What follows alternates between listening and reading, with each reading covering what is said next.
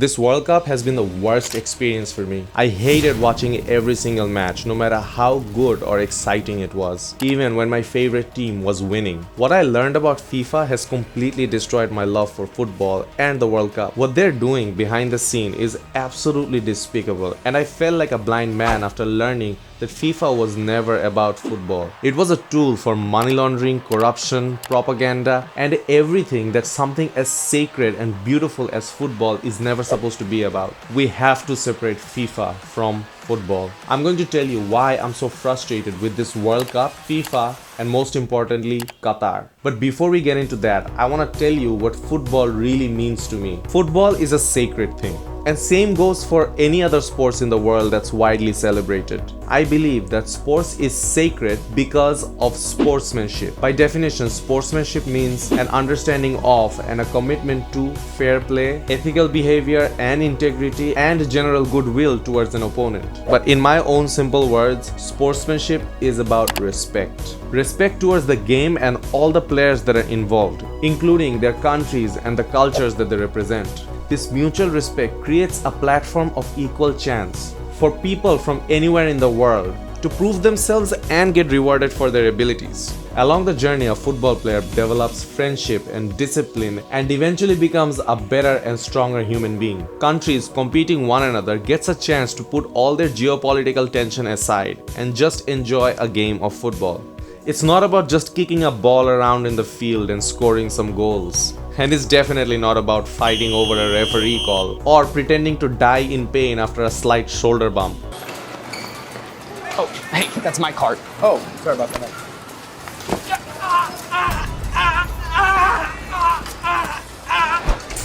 To me, it's about setting the best examples representing your country and your culture. It's about cleaning up the stadium after your country has lost the match and inspiring fans of other countries to do the same. It's also about cleaning up after your country has won the match to show to the world what your country and your culture is about. It's a platform to show the best version of who you really are. And one of the most exciting moments was when Japan defeated Germany. But my favorite part of that game was what the Japanese fans did after it.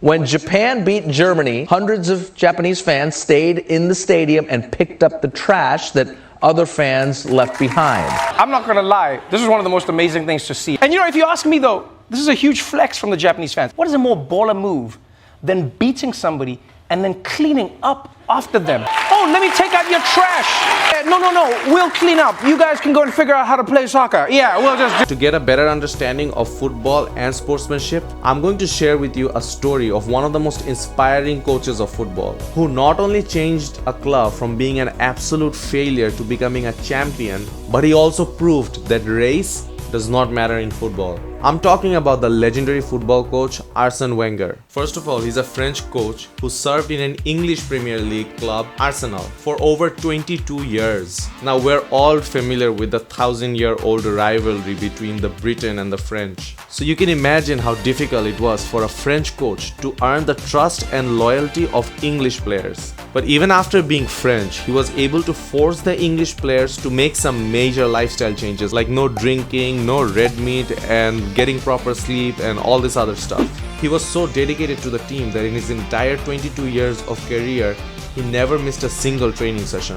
Players in Arsenal who were in their 40s were able to outperform players of other clubs who were in their 20s. These Arsenal players would later say that this coach has given them a new life.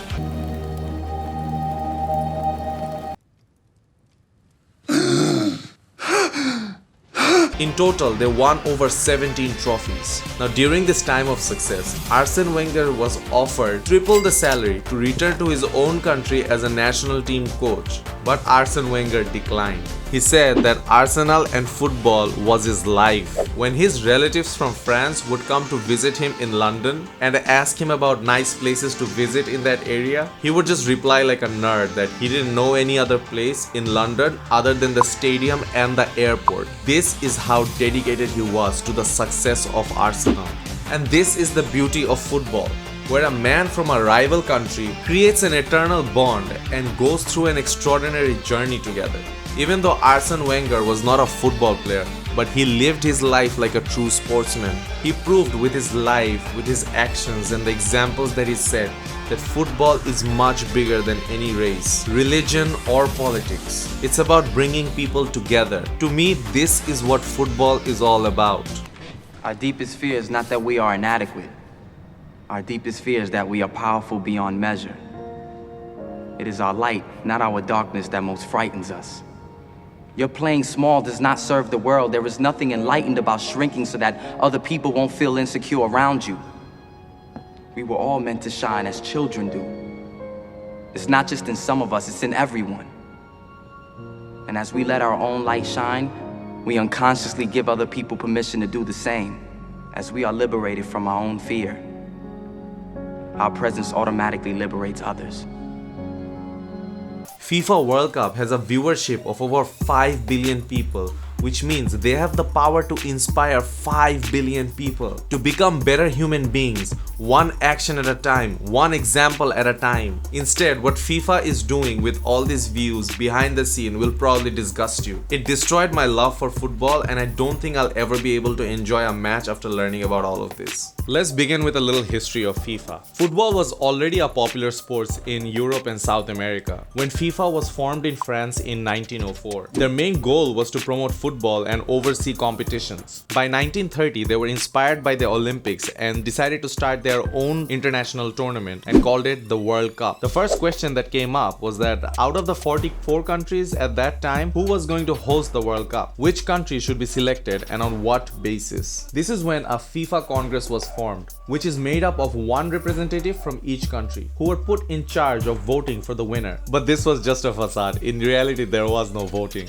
It was just a bunch of committee men behind closed doors making a decision. The major breakthrough of FIFA came when it went on television. Football gained such a popularity that no government could ignore it. The organization kept growing richer as the membership started growing. Look at how their profit grew steadily and how it exploded during the 80s. World Cup merchandise and TV rights became worth millions. And all this money was controlled by only 12 officials. They are called the Executive Committee, or in short, the EXCO. They are made of 6 confederations and some senior officials like the president. These confederations represent groups of countries all across the globe. These EXCO members decided how FIFA's money is going to be distributed to member countries for building stadiums, holding tournaments, and establishing youth programs. Money would be siphoned off, and there was nothing to stop them. FIFA's leaders began using corrupt practices to gain and retain power, especially Havelange and Sepp Blatter. They conveniently took the voting rights away from the Congress and gave it to specifically these 24 EXCO members. Which means to host the World Cup, the countries would just need to win the votes of only 13 EXCO members. Hence, they did something that all corrupt and money laundering scumbags do. They moved their headquarters to Switzerland so that their finance can remain untraceable. I'm curious about your bank secrecy laws here. Under what circumstances would you be obligated to cooperate with an FBI or U.S. Justice Department investigation, for example? Whether America plans to invade Switzerland in the coming months?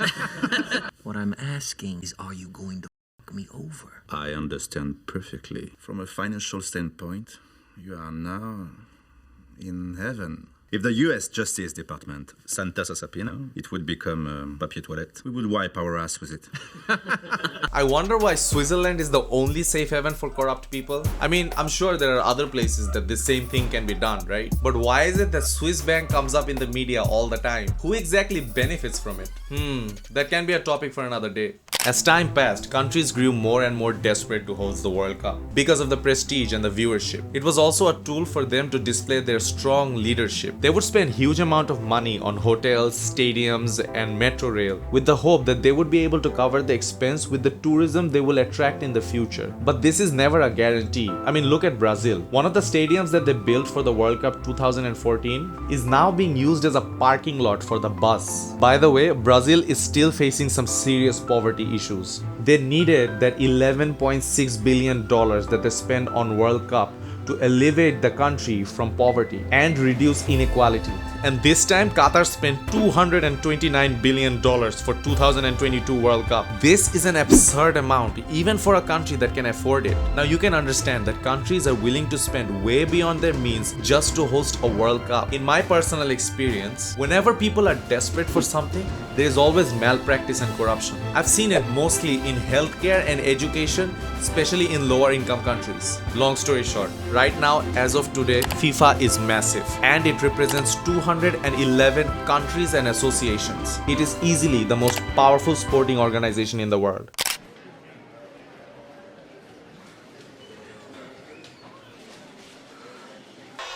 ¿Pero qué pasó hace 9 meses?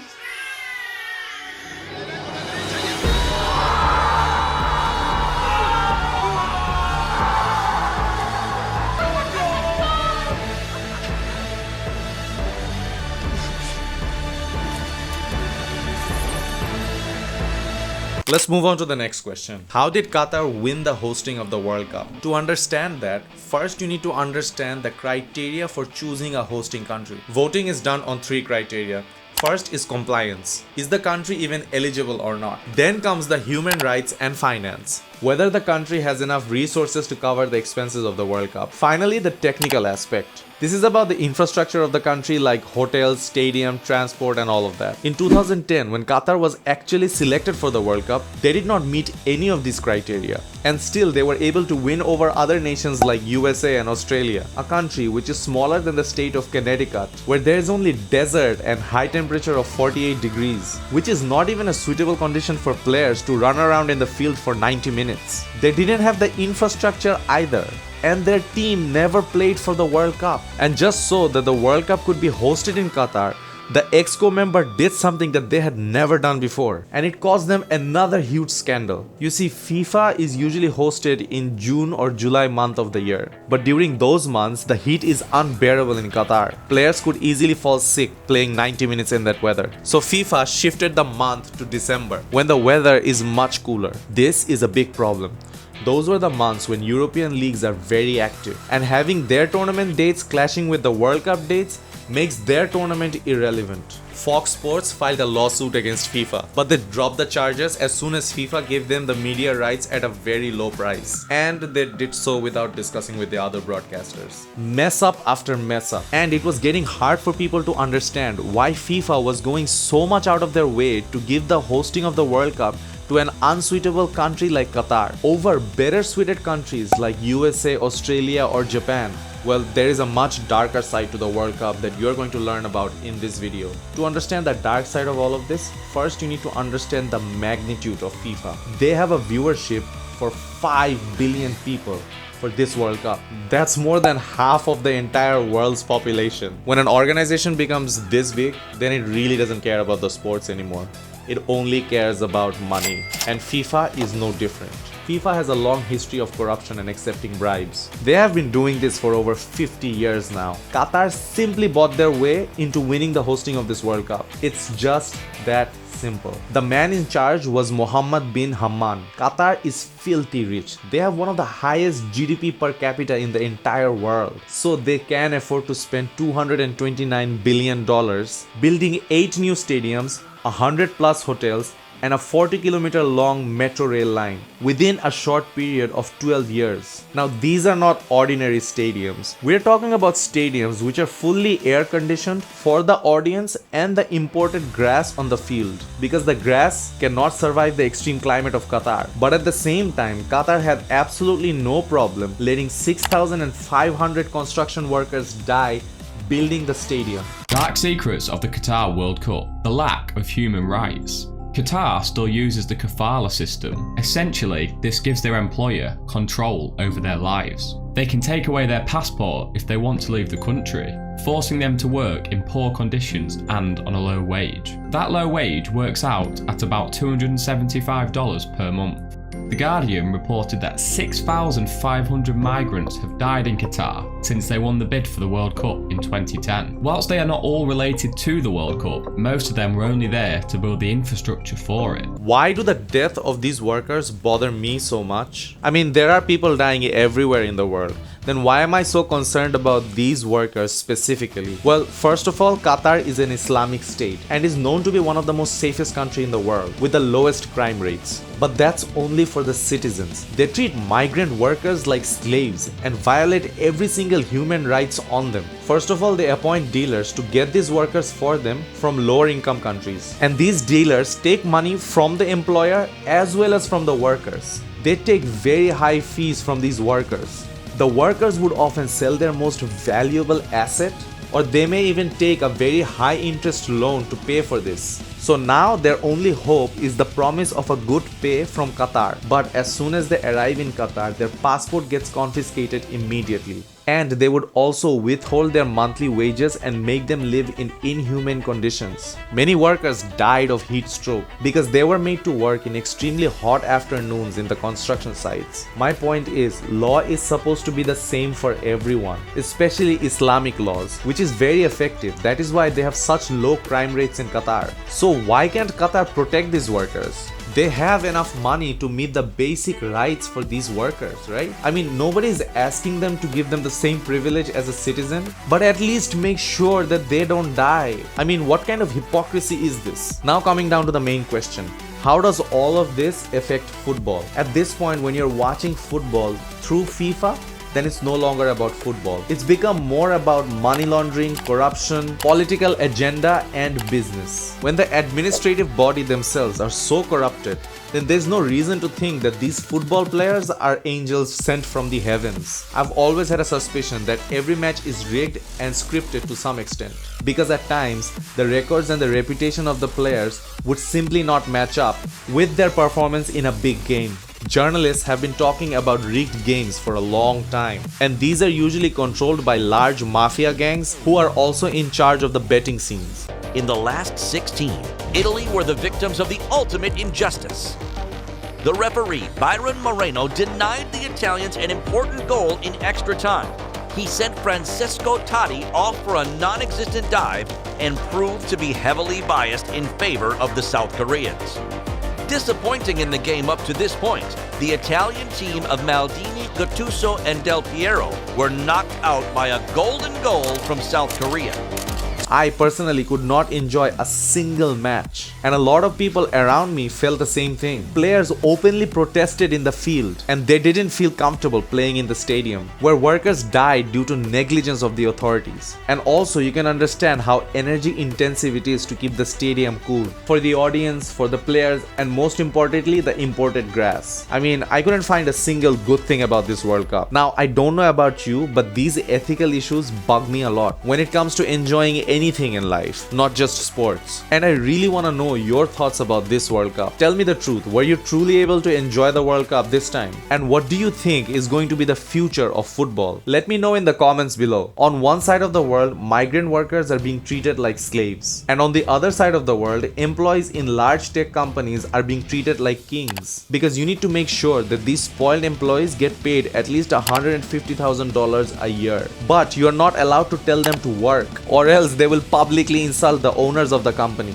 This is what's happening on Twitter. If you want to learn more, then check out the video on the right side of the screen.